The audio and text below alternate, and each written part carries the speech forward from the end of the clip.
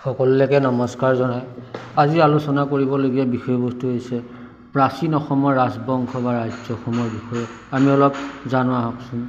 কিংবদন্তীয় শাসকসকল মহিৰংগ দানৱ আৰু তেওঁৰ উত্তৰাধিকাৰীসকল। এতিয়া প্ৰাগজ্যোতিষপুৰৰ সকলোতকৈ প্ৰাচীন শাসকজনৰ নাম হৈছিল মহিৰংগ দানৱ। তেখেত দানৱ, অসুৰ, কিৰাত আদি শব্দৰে অনাৰ্য লোকসকলক বুজাইছিল। আৰ্যসকলে যিহেতু দানৱ, অসুৰ, কিৰাত আদি শব্দৰে অনাৰ্য লোকসকলক বুজাইছিল। এই মহিৰংগ দানৱৰ বিষয়ে জানিবলগীয়া এটা বস্তু হৈছে তেখেতে মৈৰাংগত তেখেতে ৰাজধানী পাতিছিল। তেখেতৰ মৃত্যুৰ পাছত শতকাসুৰ, সম্বাসুৰ, ৰত্নাসুৰ, ঘটকাসুৰ বা ঘটক কিৰাতে প্ৰাগজ্যোতিষপুৰৰ ৰজা হৈছিল।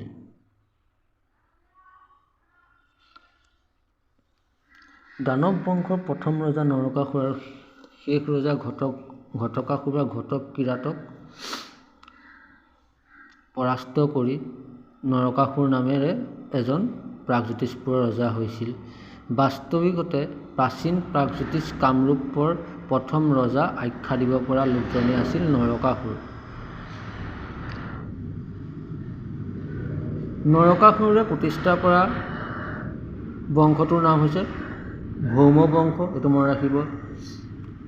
তেখেতৰ সকলোবোৰ আখ্যানৰ মতে বিষ্ণুৱে বৰাহ অৱতাৰত ধৰিত্ৰীৰ গৰ্ভদান কৰে বা পৃথিৱীক গৰ্ভদান কৰে।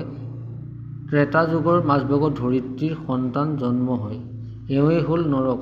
ভূমিৰ পৰা জন্ম হোৱা হেতু তেওঁক ভৌম বোলা হৈছিল আৰু তেওঁ প্ৰতিষ্ঠা কৰা বংশটোক ভৌম বংশ আখ্যা দিয়া হৈছিল।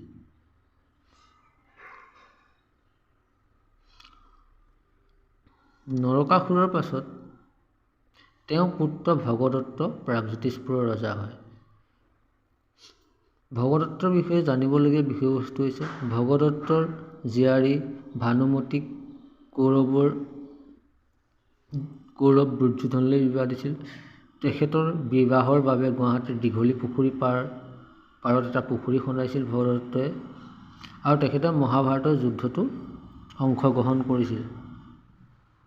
ভগদত্তৰ কৃতপজ্ঞ নামৰ এজন পুত্ৰই মহাভাৰতৰ যুদ্ধত নকুলৰ হাতত নিধন হৈছিল বুলি পোৱা যায়।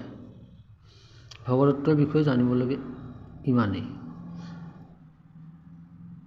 ভগদত্তৰ পিছত প্ৰাগজ্যোতিষপুৰৰ অন্য এজন ৰজা হৈছে বৰ্জদত্ত।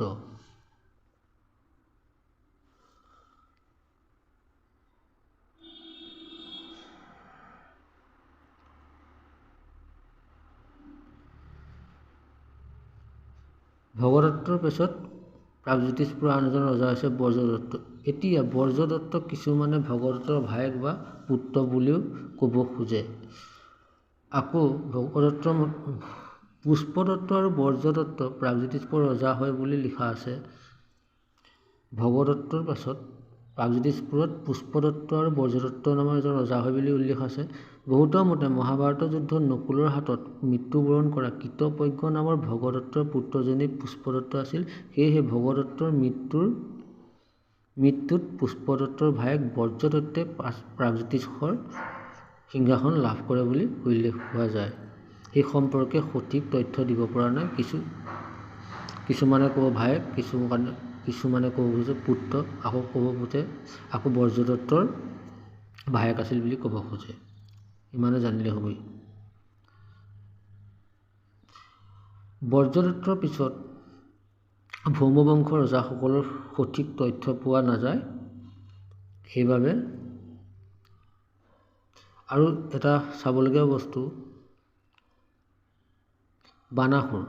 প্ৰাগজ্যোতিষ ৰজা নৰকাসুৰৰ সমসাময়িক ৰজা হিচাপে বান ৰজা বা বানাসুৰ বুলি জনা যায়। শোণিতপুৰৰ বৃহৎ শিৱলিংগৰে তেজপুৰৰ মহাভৈৰৱ শিৱ মন্দিৰ বান ৰজাই নিৰ্মাণ কৰিছিল, এইটো জানিলেই হ'ল। মহাভৈৰৱ শিৱ মন্দিৰ নিৰ্মাণ কৰিছিল তেখেতে। অগ্নিগড় নিৰ্মাণ কৰিছিল আৰু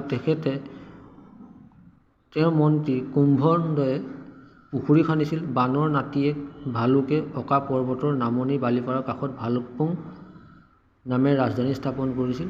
ইমানেই তথ্য আছে। বানাসুৰ শিৱ ভক্ত আছিল। তেখেতৰ জীয়ৰী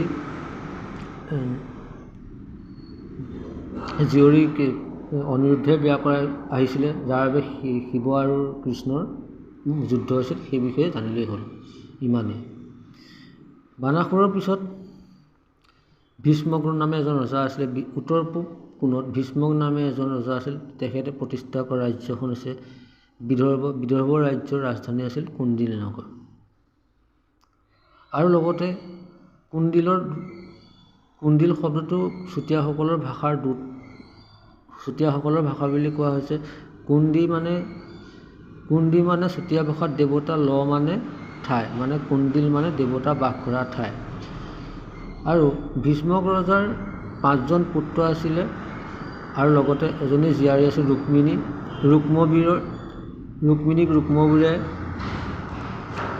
ৰুক্মিণীক ককায়েক ৰুক্মবীৰে শিশুপাললৈ দিবলৈ মন আছিল, কিন্তু শিশুপালক হত্যা কৰি শ্ৰীকৃষ্ণলৈ বিয়া হৈছিল।